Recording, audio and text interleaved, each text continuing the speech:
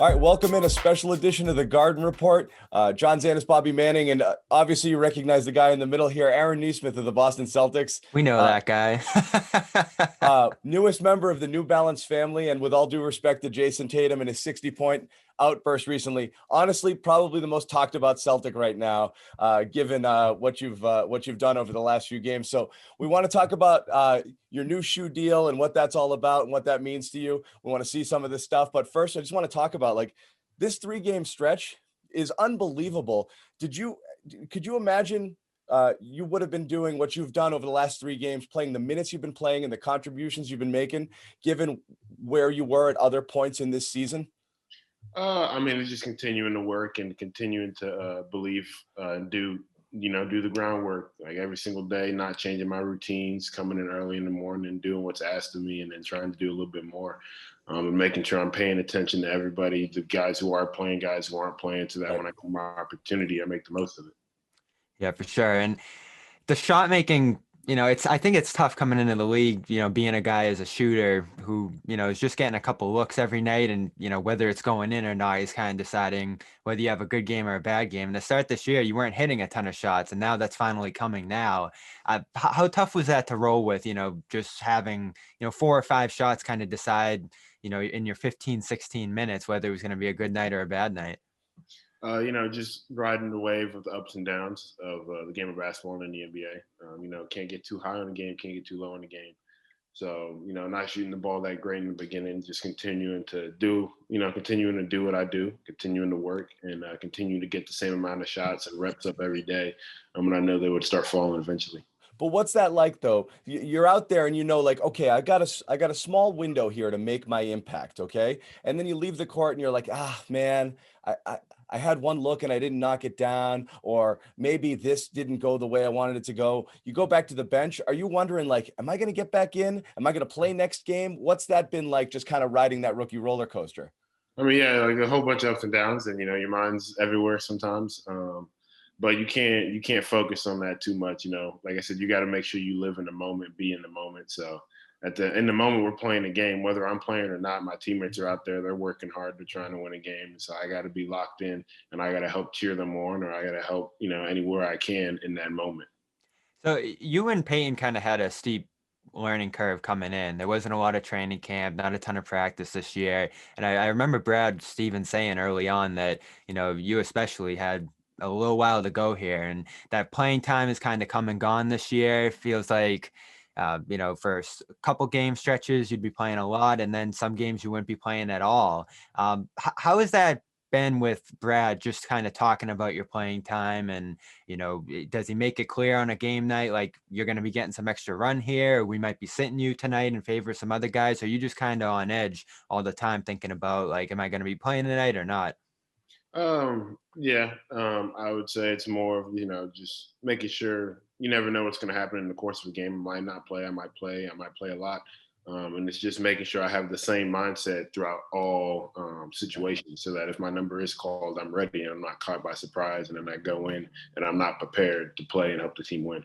Yeah, and now it's obvious, like you can count on it. Like you at this point, based on the minutes you've been playing, 30 minutes, 20 minutes, and the contributions making, you kind of know your numbers being called. But earlier in the season, when you've got those moments where you might play a stretch of games, 15, 16, 17 minutes, and you're kind of in the flow and you're in the rotation, you're getting in late first, early second, you're like, all right, great. And then goes a stretch where it's 7 or 8 DNPCDs, and you're like, you know, did what happened? Is that rough? Do you think you could have benefited more from, at least knowing, hey, every game I've got a few minutes and a few opportunities to show something, especially without the benefit of practice.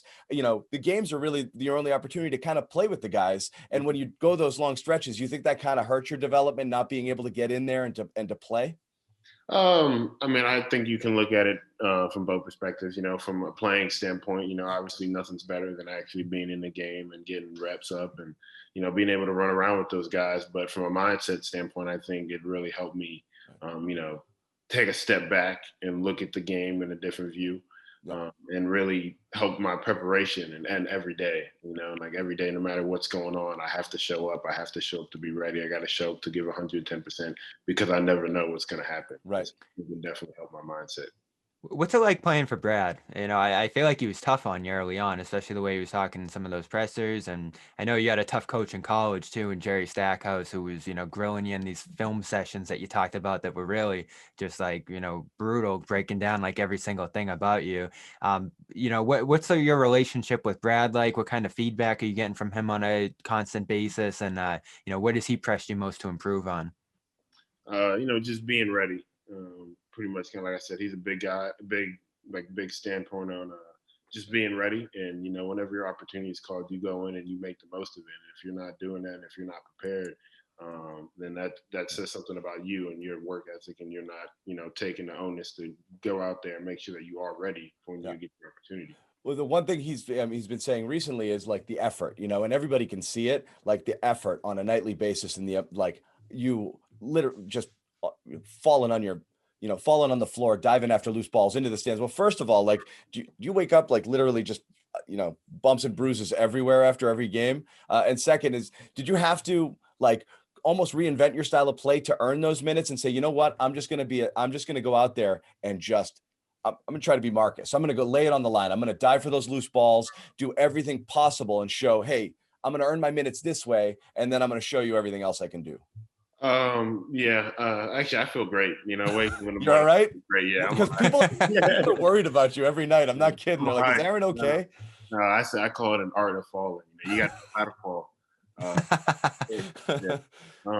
But yeah, it was just, like I said, being able to take a step back and look at the game, recognizing what the team needs, and just going out there and trying to do that to the best of my ability. A lot of teams need a guy who does the little things. It's not the most glamorous things, it's not always going to show up in the stat sheet, but every team needs it.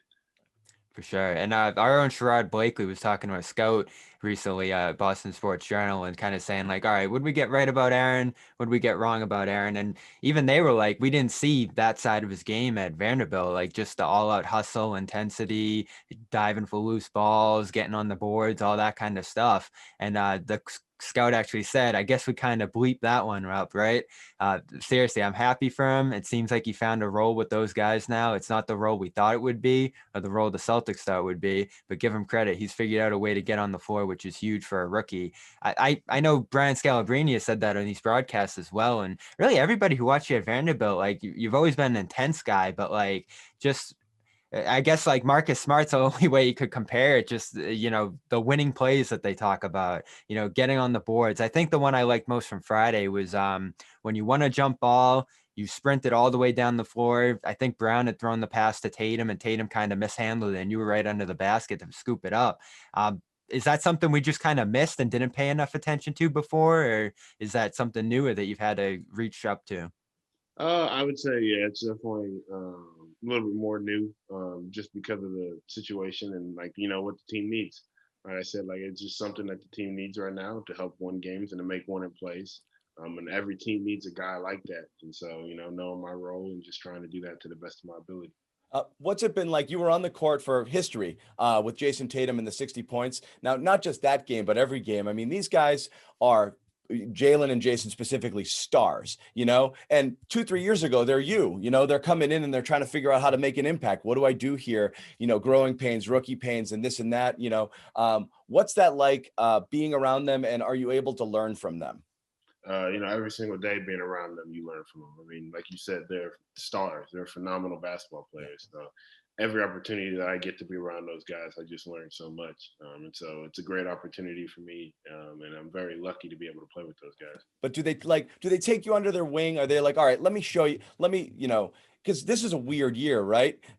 You don't have the regular camaraderie you'd have from like a regular, you don't have the practices, you didn't have there's a lot of stuff that is not normal where you might miss out on the opportunity to kind of hang with them, to get to know people. Is it almost kind of like, hey, Jayson, it's me, Aaron, early in the season, because you're just not hanging out much and you don't get to develop that camaraderie? Did it take time to get there? And in addition, did it take time to like earn trust? Because now you've got Jaylen doing interviews the other day and it's like, I love this freaking guy, and how good does that make you feel?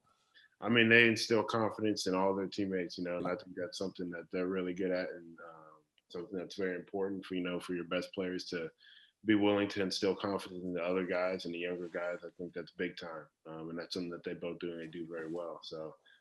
Trust is always something that you earn. And so as time went on, obviously, earned a lot more trust from those guys, and it's been wonderful. I know this is your first year in the NBA, but you've been in locker rooms forever, on teams forever. How different this year is that chemistry standpoint? I know we've even heard about there being like two different locker rooms, sort of, because of just the separation that everyone has to deal with COVID this year. What is it like off the court? Are there as many bonding opportunities? What's that locker room like? Are you able to kind of mingle and talk after games, or is it just kind of in and out this year? No, it's a big time camaraderie. Like Good. Everybody likes everybody. So, Mhm. I mean, we have like the separate locker rooms, at the arena because of COVID protocols, but at the practice facility, it's still all the same, and we're there more than anything. So, Is it rookies? Is it veterans? Or are you guys kind of all mixed in? Like who's in what locker room? yeah, it's all mixed in. Yeah. All pals. Yeah. Yeah. That let's move to the shoe because we did want to talk about it, the New Balance thing. Now this you wore New Balance prior to this endorsement. It's not like, oh cool, I'll start wearing them now. You dig this shoe. Tell us a little bit about the deal with these guys and what it means to kind of be part of the New Balance family. Oh man, it was a dream come true. Playing. You obviously, dreams playing the NBA, and then also, you want a shoe deal. So Right. the opportunity to be able to join the New Balance family was just absolutely amazing. It was super exciting, and see, it was a really easy choice too, just because of what they're doing in the basketball space. They're very unique opposed to other shoe companies. The approach that they're taking, and so that opportunity mixed with the people and just being so close in Boston, it was just like an easy decision. All right, let's see some of them. I know you got some of them on hand, and Yeah. So these are the last two that I've worn recently. Right. I would say this one's one of my favorite shoes. And then this one right here, I have like 3 or 4 different kinds of this shoe, but I wear this one a lot as well. Yeah. So I know you're drawing some up and trying to come up with your own shoe right now, and I think it was kind of based off your story. How far along you with coming up with? I guess they're gonna be the Nesmiths. I don't know. No, they're not my own shoes. Just I Yeah. get the like a color design and pretty much kind of just bring my growing up and envision my story and bring it to life a little bit in the shoes. Well, Aaron, we don't want to take up any more of your time, but we do want to say again, the viewers of our show and our podcast are gaga over your development and seeing you continue to grow with the team. I just want to ask just one last basketball question. Does it almost feel surreal, to be at this point in time playing the amount you're playing, not just the amount of minutes, the contributions you're making, but to be counted on in critical spots? And do you think you're going to continue with that role heading into what's hopefully going to be a substantial playoff run? We talk about on the show, kind of like you get to the playoffs, you have a tight rotation, a circle of trust, so to speak, and the rotation's really, really tighten. Do you think you've earned your way into that rotation? You expect to play a large role if the team progresses on? I definitely wouldn't say it's surreal. Playing basketball, you play to win, you play to compete. And so everybody in the NBA, everybody on this Celtics team is a very competitive person. So being able to play in those moments, that's what you play the game for. So, it's just fun for me. Yeah. And then going forward and, having a spot in the playoff rotations, it's not up to me. Just going to continue to go out there and do my job and help this team make winner plays and, whatever's best for the teams, whatever's best for the team. So, yeah. Bobby, anything to wrap it up? Because we want to let Aaron go on his way here. No, that's all I got. I mean, I guess you're involved in the playbook initiative too with the Celtics here, working on some social justice stuff, race, religion, gender, disability, just an inclusion initiative here. Can you expand a little bit on what kind of work you'll be doing with that? It's not like the playbook initiative is something that like New Balance and the Celtics is starting to push forward, but nothing too specific on that right now. I'm just very excited to be a part of it, and luckily because I'm so close to New Balance, I'm able to be a part of it. Awesome. Thank you, Aaron. Again, thank you for your time. Once again, this is a Garden Report with Aaron Nesmith, Celtics rookie guard, newest member of the New Balance family. Aaron, we'd love to have you on again. If you're ever hanging out and bored after a game, want to jump on our post-game show, the viewers and the fans would absolutely love to have you in there. So let us know in the future. But otherwise, good luck with the rest of the season, the stretch run here, the final 7 games, and then hopefully, as we said, on into the playoffs. Aaron Nesmith, thanks. Awesome. Thank you.